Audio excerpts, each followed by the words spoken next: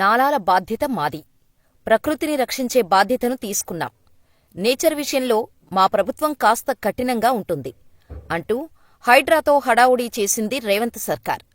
Buffer జోన్లు, నాలాలు, కుంటలు ఆక్రమించి నిర్మించిన అన్ని రకాల నిర్మాణాలను నిర్దాక్షిణ్యంగా బుల్డోజర్లతో కూల్చేశారు. హైడ్రా రంగనాథ్కు సీఎం ఫుల్ పవర్స్ ఇచ్చేశారు. ఇక హైదరాబాద్ మళ్లీ చెరువులతో కలకలలాడుతుంది అని గొప్పలు చెప్పారు. హీరో నాగార్జునకు చెందిన ఎన్కన్వెన్షన్ కూల్చివేతతో సంచలనం సృష్టించారు. ధనిక, పేద, సెలబ్రిటీ, కామన్ మ్యాన్ అనే తేడా లేకుండా హైడ్రా ముందుకు వెళ్తుంది అని అంతా కలలు కన్నారు. కాని నాగార్జున కట్టడం తప్పితే మరో బడా వ్యక్తికి సంబంధించిన బిల్డింగ్ జోలికి వెళ్లనేలేదు. కాని రూపాయి కూడబెట్టుకుని కట్టుకున్న పేద మధ్యతరగతి వారి ఇళ్లను కూల్చేశారు హైడ్రా అధికారులు. ఇక దీనిపై అసెంబ్లీలో కూడా సీఎం రేవంత్ మాట్లాడారు. మా ప్రభుత్వం ప్రకృతిని కాపాడేందుకు ప్రయత్నిస్తోంది అని చెప్పారు. కాని ఇప్పుడు హెచ్సీయూ భూములలో అటవీ ప్రాంతాన్ని చదును చేసి ఐటీ సెక్టార్లు నిర్మిస్తామని అంటున్నారు. అంటే అది ప్రకృతి అని రేవంత్ రెడ్డికి గుర్తుకురావటం లేదా? లేకపోతే అక్కడ బతికే వన్యప్రాణులు మనుషులు కాదు, మాట్లాడలేవు అని చిన్నచూపా? అర్థం కావటం లేదు అని ఎందరో అడిగారు.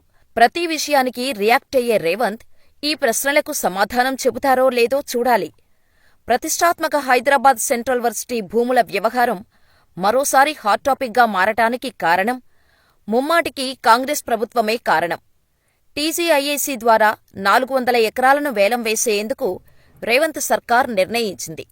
దీంతో విద్యార్థి సంఘాలు భగ్గుమన్నాయి. వర్సిటీ భూములను ప్రభుత్వాలు ఎప్పటికప్పుడు ఏదో ఒక సాకు చూపి వెనక్కు లాక్కుంటున్నాయని విద్యార్థి సంఘాలు నిరసనలకు దిగారు. వర్సిటీ ఏర్పడిన 50 ఏళ్లలో దాదాపు 500 ఎకరాల భూమిని వెనక్కి తీసుకున్నారని అంటున్నారు. మొదట 2300 ఎకరాల్లో హెచ్సీయూను ఏర్పాటు చేయగా ఇప్పుడు యూజీసీ లెక్కల ప్రకారం 1800 ఎకరాలు మాత్రమే ఉందని చెబుతున్నారు. మరోవైపు ఈ స్థలం హెచ్సీయూది కాదని, అందుకే కోర్టు తీర్పు మేరకే అభివృద్ధి చేసేందుకు 400 ఎకరాల భూమిని టీజీఐఏసీకి అప్పగించామని ప్రభుత్వం స్పష్టం చేసింది. అదే జరిగితే ఇక మిగిలేది 1400 ఎకరాలు మాత్రమే. ఈ 400 ఎకరాల భూమి కూడా మినీ సైజు అటవీ ప్రాంతంగా మారింది. జింకలు, నెమళ్లు ఎన్నో ఉన్నాయి. ఇక రాత్రికి రాత్రే హెచ్సీయూ ల్యాండ్స్ని చదును చేయటానికి చెట్లను కొట్టేయటంతో ఎన్నో మూగజీవాలు మృతి చెందాయి. ఈ ఘటనపై అన్ని ప్రతిపక్షాలు, విద్యార్థి సంఘాలు ఫైర్ అయ్యాయి. కాని ఏపీలో ఉన్న కూటమి నేతలు కనీసం ఒక్క మాట కూడా మాట్లాడటం లేదు. దీంతో అధికారం లేనప్పుడు ఒకలా, అధికారం వచ్చాక ఒకలా కూటమి నేతలు మారారని నెటిజన్స్ ఒక ఆట ఆడుకుంటున్నారు. ముఖ్యంగా వైఎస్సార్సీపీ అనుకూల ట్విట్టర్ హ్యాండిల్స్లో నాడు విశాఖపట్నంలోని రిషికొండలో జగన్మోహన్ రెడ్డి ప్రభుత్వం ఉన్నప్పుడు, పర్యాటక అతిథి గృహాలు నిర్మించినప్పుడు పర్యావరణం నాశనమవుతుందని గోలపెట్టినవారు ఇప్పుడు హైదరాబాద్ సెంట్రల్ యూనివర్సిటీ పరిధిలో 400 ఎకరాలకు సంబంధించి విధ్వంసం జరుగుతుంటే ఎందుకు నోరు మూసుకున్నారని ప్రశ్నిస్తున్నారు. వాస్తవానికి జగన్మోహన్ రెడ్డి నిర్మించిన ఆ అతిథి గృహాల ద్వారా విశాఖపట్నానికి సరికొత్త శోభ వచ్చింది. కాని దానిని కొంతమంది వ్యతిరేకించారు. పర్యావరణానికి హాని జరుగుతోందని శోకాలు పెట్టారు. ఇప్పుడు హైదరాబాద్ సెంట్రల్ యూనివర్సిటీ పరిధిలో భూములకు సంబంధించి తెలంగాణ ప్రభుత్వం చదును చేస్తుంటే నోరు మూసుకున్నారు. నాడు పర్యావరణ విధ్వంసం జరిగిందని మొత్తుకున్నవారు ఇప్పుడెక్కడికి పోయారని వైఎస్సార్సీపీ అనుకూల నెటిజన్లు ప్రశ్నిస్తున్నారు. ఆంధ్రాలో ఏం జరిగినా ఇలాగే ప్రశ్నిస్తారు. తెలంగాణలో ఏం జరుగుతున్నా నోరు మూసుకుంటారని వైసీపీ అనుకూల నెటిజన్లు వ్యాఖ్యానిస్తున్నారు. ట్విట్టర్లో BRS versus Congress, Bharatiya Janata party versus Congress లాగా పరిస్థితి ఉంది. దీంతో వైఎస్సార్సీపీ కూడా ఈ ట్విట్టర్ వార్లోకి దిగింది. ఋషికొండలో 40 ఎకరాల గురించి గుండెలు బాదుకున్న చంద్రబాబు, లోకేష్ 400 ఎకరాల అటవీ భూమి గురించి ఎందుకు మాట్లాడటం లేదని ట్వీట్ చేస్తున్నారు. ఋషికొండపై అక్రమంగా నిర్మాణాలు చేస్తున్నారంటూ పవన్ కళ్యాణ్ నానా హంగామా సృష్టించారు అప్పుడు. కాని వన్యప్రాణాలు చనిపోతున్నాయని ఎన్నో వీడియోలు బయటకు వచ్చినా మాట వరుసకైనా స్పందించకపోవటంతో జనసేనాని 2 నాలుకల ధోరణి అందరికీ అర్థమైంది. దీంతో ఏపీలో అయితే ఒకలా, తెలంగాణలో అయితే మరొకలా స్పందిస్తారా అంటూ కూటమి నేతలను టార్గెట్ చేస్తూ కామెంట్స్ పెడుతున్నారు. ఇప్పుడు వైఎస్సార్సీపీ నేతలు, నెటిజన్లు అడుగుతున్న ప్రశ్నలలో కూడా నిజం లేకపోలేదు. విశాఖలో రుషికొండ ప్యాలెస్ను ప్రజాధనంతో జగన్ కట్టారని టీడీపీ విమర్శించింది. జగన్ ప్రభుత్వం సొమ్ముతో సొంత ప్యాలెస్ని కట్టుకున్నారు అని విషప్రచారం చేశారు.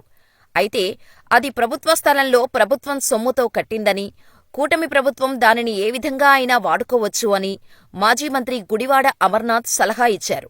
అయితే అసెంబ్లీలో ఆర్థిక వ్యవస్థ మీద శ్వేతపత్రం రిలీజ్ చేసిన చంద్రబాబు, ఆర్థిక విధ్వంసంలో ఇది చాలా పెద్దది అని రుషికొండ ప్యాలెస్ని పవర్ పాయింట్ ప్రజెంటేషన్ ద్వారా చూపించారు. 500 కోట్లు ఖర్చు చేసి జగన్ తన విలాసాలకు వేదికగా మార్చుకున్నారు అంటూ అసెంబ్లీ సాక్షిగా అబద్ధాలు చెప్పారు. జగన్ రుషికొండ భవనం మీద కూర్చొని బీచ్ను చూస్తూ ఉల్లాసంగా గడపాలని అనుకున్నారు అని సెటైర్లు వేశారు. విశాఖ రాజధాని చేయాలని కాదు, జగన్ విలాసం కోసమే ఇదంతా అని హాట్ కామెంట్స్ చేశారు. ఈ రుషికొండ భవనాన్ని ఏం చేయాలో అర్థం కావటం లేదు అని బాబు అన్నారు. అదే మొత్తం వెచ్చిస్తే పర్యాటక శాఖకు 1000 కోట్ల ఆదాయం వచ్చేది అని కూడా చంద్రబాబు అన్నారు. అయితే రుషికొండ ప్యాలెస్ని కూడా టేకోవర్ చేయటానికి చాలా సంస్థలు ఉత్సాహం చూపిస్తున్నట్టుగా వార్తలు వచ్చాయి. అంతేకాకుండా కూటమి నేతలే రుషికొండ ప్యాలెస్ అద్భుత కట్టడమని పొగిడారు.